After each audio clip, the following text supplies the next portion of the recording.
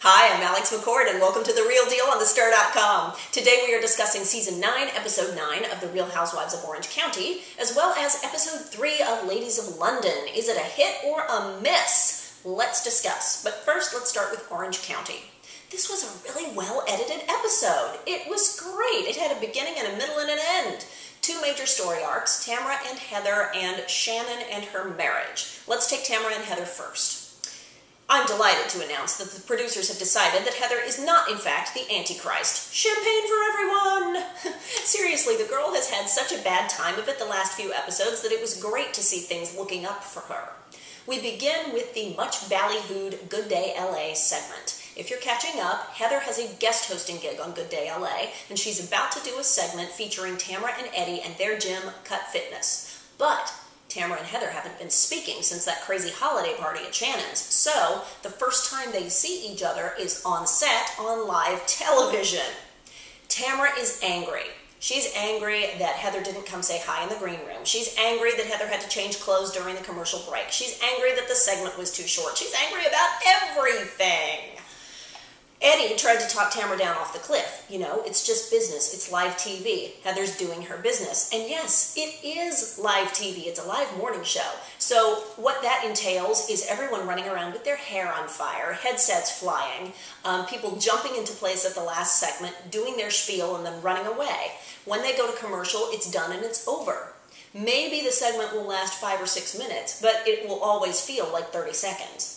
And Tamara and Eddie should be grateful that they're getting a free commercial. Post-filming, there is an obligatory sit-down lunch between Heather and Tamara, but for once it didn't feel like a producer-engineered thing because they actually did need to talk. And guess what? Wonder of wonders, miracle of miracles, they had a genuine moment. The lunch began badly. They both agreed they felt weird, but then when Heather thought Tamara should apologize, Tamara turned purple, and I began to wonder whether that table was flippable. But Tamara got so angry that the real root problem came out. Going back to the beginning of the season, Tamara was upset that Heather went to Eddie and spilled the tea about their baby plans. Did you see what happened next? When Heather had something that she was genuinely sorry for, a real reason to apologize, she opened right up. She apologized. She empathized. She realized what she had done. And she was wrong with the baby drama. Her admitting that seemed to calm Tamara right down. And then the fitness segment was over. Of course, the lunch had to end with Tamara bringing up Shannon. Let's talk about her as well, shall we? It's time. At the top of the episode, Shannon Bedore and her husband David are bantering. Well, let's not call what they were doing actually bantering. It's more like stabbing each other with knives and calling it fun, which it wasn't. All season long, I've been saying that Shannon and David make me sad. If they signed up for the show knowingly to get divorced on television, then fine. But I don't think they did.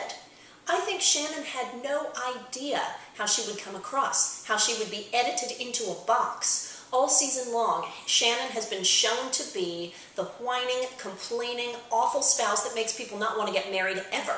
She has been literally a textbook example of what not to do. It took receiving an email from her husband suggesting he move out to knock some sense back into her. And reading between the lines, I'll bet you $1 million that he suggested in that email that he move out until filming is over. I bet you I'm right. Now Shannon wants to fix it and work things out. Last night, she and her whole family were in New York doing press, so hopefully things are looking up for their marriage. I do, however, predict more conflict here. Tamara told Heather all about the email, and she said that he mentioned divorce, which it does not appear that he did. Oops, she ratcheted it up a little bit. Let's not over-exaggerate, but it's great for storyline. All in all this week, I really like the story arcs. Tamara and Heather started angry and ended up friends. Shannon started a screaming harpy and ended up with a wake-up call and a desperate desire to fix her marriage. What do you think, viewers? Will they stay together? Next, it is time for episode 3 of Ladies of London. Ouch. I don't know if it's going to be the hit I thought it was going to be. Let's discuss. I still do like the show, personally. It's a city we haven't seen before on reality TV, and a season 1 show is always fun. They're filming in public because they haven't developed a reputation for causing trouble yet.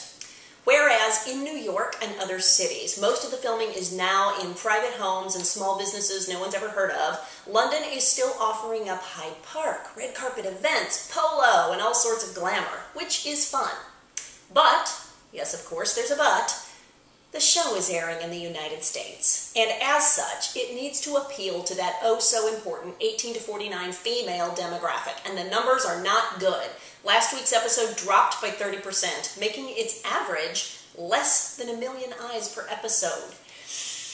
Although it's not officially part of the Housewives franchise, the format is so close that it's really judged by the same standards, and under 1 million viewers is not good.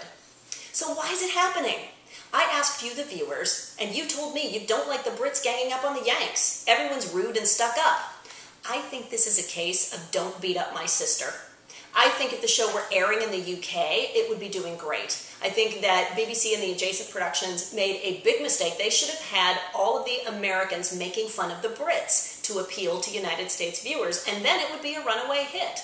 See, the thing is, Juliet, for example, she's loud, she's tacky, she's gauche. And if she were on Orange County, we would be skewering her on a stick. But she's not. She's in England, and the Brits are making fun of her. So we, in the United States, are circling the ranks and taking care of our own. I think this is why the Americans don't like this show. Problem is, the Brits have a drier humor than most martinis, which often rubs Americans the wrong way. This week, Annabelle made half of Twitter hate her by calling Juliet special needs. You don't make pejorative jokes about people with special needs, nor do you make jokes about gay people or black people or purple people. You just don't make jokes like that, and it's even worse because special needs kids cannot defend themselves. Annabelle is about to see what it's like when the media machine turns on you. Now see, no one watching reality TV can take a joke, and no one knows that better than my season 1 self, which is why I never watch old episodes. But viewers should not have to take jokes about disabilities. Annabelle crossed the line.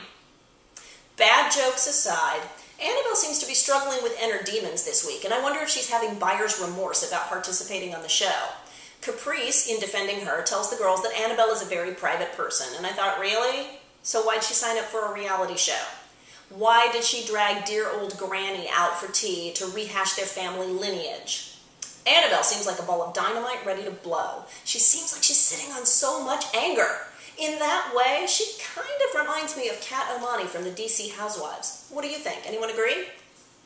Getting back to crossing the lines, the battle lines were drawn this episode. For now, it seems like Annabelle, Caprice, and Julie the Viscountess, the friend of, whom we finally met this week, they are all on one side. Caroline and the loudmouthed Daisy Dukes-wearing Juliet are on the other, with Noelle and Marissa undecided. Their entire season is filmed and done now, of course, but if it were happening in real time, I would whisper to Marissa and Noelle, pick a side lest you be swept aside. Finally today, a little Bachelorette gossip. Did you hear that the current Bachelorette, Andi Dorfman, has officially quit her job as Assistant District Attorney? She wants to focus on the show and finding her true love. It's a smart move on her part for now. Maybe she should take a year off. This will give her time to decide whether she will actually marry the winner, possibly move to be near him, and lay low from the media attention. It's virtually impossible to work a 9-to-5 job when you are a current or recent reality celebrity, so giving herself some time to decompress is the right thing to do. Later, when she finds out where she's living and what's going on, she can go back to work. I just hope she doesn't throw away her legal career for TV, as we all know that the fame that you get from these types of shows is fleeting, unless you want to end up on marriage boot camp in a few years. Do you think Andi made the right decision? Let me know what you thought in the comments. Don't forget to subscribe on YouTube and tune in tomorrow for an all-new episode. This is Alex McCord for TheStir.com.